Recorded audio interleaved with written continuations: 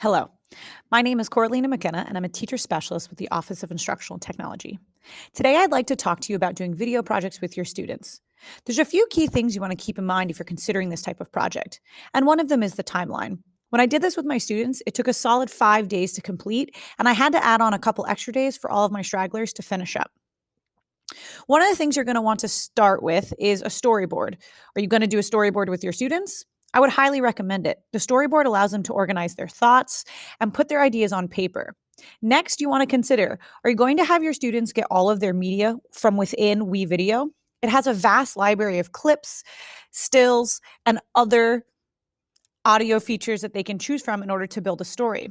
Or are you going to be having your students film and add their own unique media to the video? If you're adding unique media, you're going to want to factor this time in because you're going to need to give your students time to record. And it's going to take longer than you would think, as students do take after take.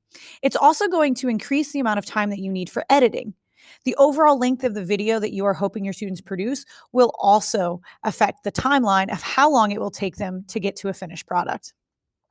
One of the things I did to get my students started after we did the storyboard exercise was I walked them through what I called making a title scene. It's what I'm going to do with you today.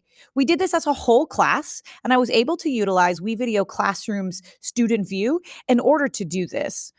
It allowed us all to work together and give everyone a starting point to jump off from. Some students, that's all they needed, and they understood the editing capabilities within WeVideo and were able to take off. Others needed a little bit more help. Now, this video will walk you through how you would set that up with students.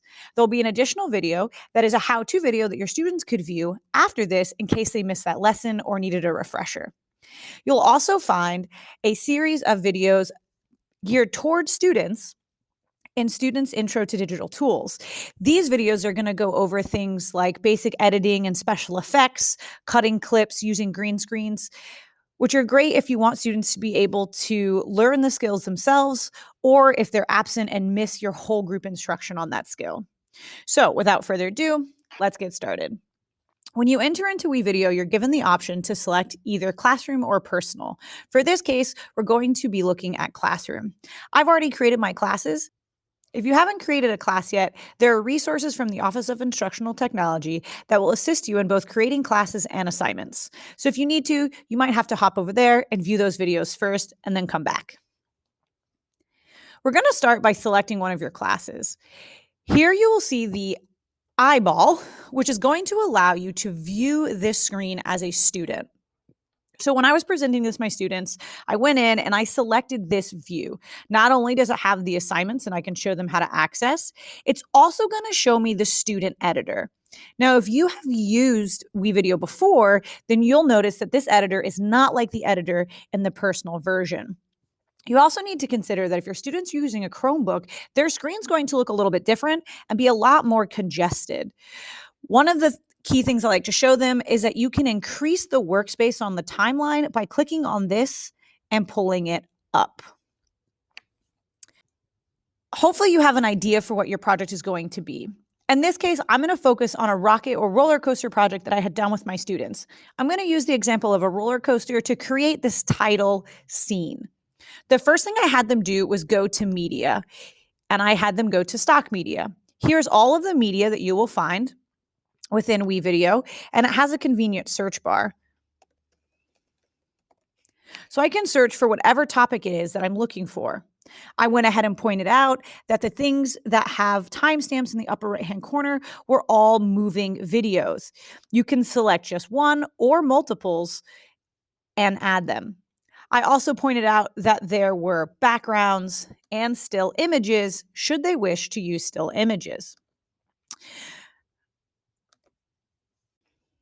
Once they had their video clip selected, we went ahead and drug it down into this video. Now, again, what you'll see is this video is very compacted. In order to make it more visible to your students, they're going to want to use the zoom in feature, which will spread it out and make editing it a little bit easier. If you're walking your students through this, it's pretty easy to get them to understand that while we have a background, what's the next thing we need? And that's a title. So that's when you can show your students where the text options are. Now, there are two types of text in the WeVideo classroom editor, you have your motion text and you have your static text. I did point out to them that static text is going to be better for definitions or longer explanations. But since we're trying to make the intro of our video exciting, we can go ahead and choose a motion text. So I gave them a little bit of time to select one of those. Prior to doing this live with my students, I had already decided which one of these I was going to like to use. So you can select one and you can add it. Next, I showed them that we are going to drag this text on top of the image or the clip that we had already put in. In order to edit the text, we're going to double click. And here is where I had them put in their project title. And in my case, I had them put their names. They can change the font. The transform tool will allow them to make it bigger or smaller. I didn't necessarily cover the transform tool. To keep it simple, we went ahead and just went with typing in their project title and their name. Once they have that completed, you can have them close that window. Next, we talked about what is the other thing that a movie has at the beginning. And almost all of them could tell me that it needed some music. So we went back to our media tab and went to stock media. Here's where you'll find your audio library.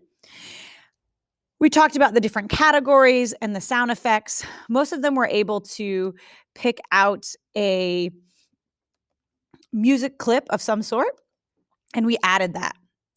We drug that down to our audio file.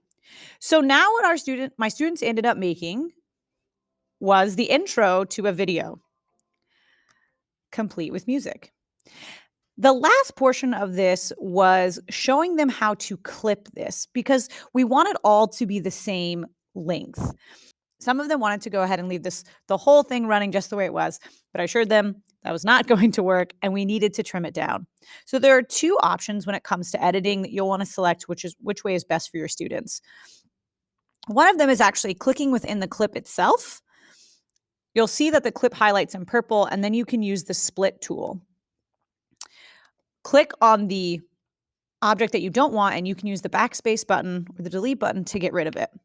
You can also click on the edge of the clip and drag it. That's just another way of editing.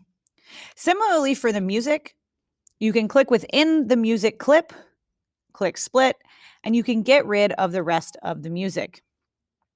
This was a very basic element of what we did for what I called our title scene. Now, some of your students, depending on how quickly they're working, you may want to point out that they are able to take their audio track and click edit and fade their music out so that it has a less abrupt ending when listening to it as the viewer. You can also fade in the music. Now, just doing this took me almost an entire class period. Everyone's working at different paces, getting all the students in, and finding they had so much fun searching for the right media and the songs that they wanted to use. So while this seems pretty fast, it did actually take a little bit of time as students are using their own creativity to pick what they want to use. I hope this has been helpful for you in terms of where the starting point is when it comes to creating video projects with your students. There are tons of resources on the Teacher's Intro to Digital Tools, including storyboard resources and interviews with storyboarders. See you next time.